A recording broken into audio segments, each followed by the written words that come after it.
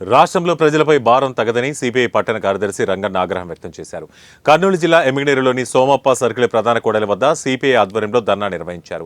అనంతరం ఆయన మాట్లాడుతూ విద్యుత్ సర్దుబాటు ఛార్జీల పేరుతో ప్రభుత్వం ప్రజలపై 8,113 కోట్ల భారాన్ని మోపేందుకు సిద్ధమైందని, ఈ నిర్ణయాన్ని వెనక్కి తీసుకోవాలని డిమాండ్ చేశారు.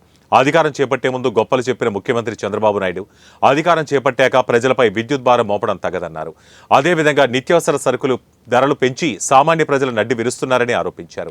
తక్షణం ప్రభుత్వం విద్యుత్ ఛార్జీలు, నిత్యావసర సరుకుల ధరలు తగ్గించాలని డిమాండ్ చేశారు. లేని పక్షంలో పెద్ద ఎత్తున ఆందోళన చేస్తామని హెచ్చరించారు.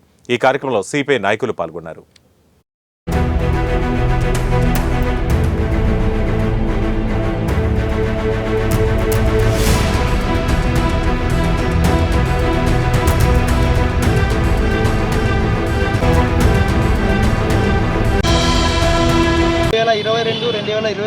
ఏడాదికి సంబంధించి సర్దుబాటు ఛార్జీల పేరుతో 8,113 కోట్ల రూపాయలు ఇవాళ పెంచాలని చెప్పి ప్రతిపాదన చేయడం జరుగుతుంది.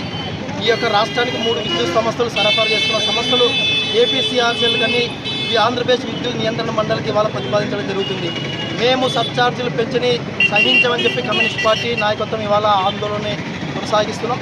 ప్రధానంగా 2022 సంబంధించినటువంటి విద్యుత్ ఛార్జీలు ఇవాళ ఏ పద్ధతిలో పెంచుతున్నారు, 2 ఏళ్ళు అయిపోయినటువంటి విద్యుత్ ఛార్జీలను ఇవాళ తీసుకురావడం అనేది కరెక్ట్ కాదని చెప్పి మేము భావిస్తున్నాం.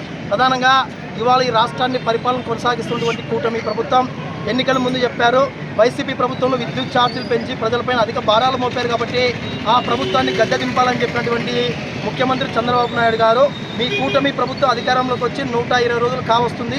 ఈ 120 రోజులు కావస్తున్న నేపథ్యంలోనే 2022-23 సంబంధించినటువంటి సబ్ఛార్జీలు 8,113 కోట్ల రూపాయలను ఇవాళ పెంచాలని చెప్పి ఏ విధంగా ఇక్కడ ప్రతిపాదన చేస్తున్నారు. తక్షణం ఈ ప్రతిపాదనను ఉపసంహరించుకోవాలని చెప్పి కమ్యూనిస్ట్ పార్టీగా డిమాండ్ చేస్తాం. ఇప్పటికే ప్రజలపైన అనేక భారాలు పడినాయి. నిత్యావసర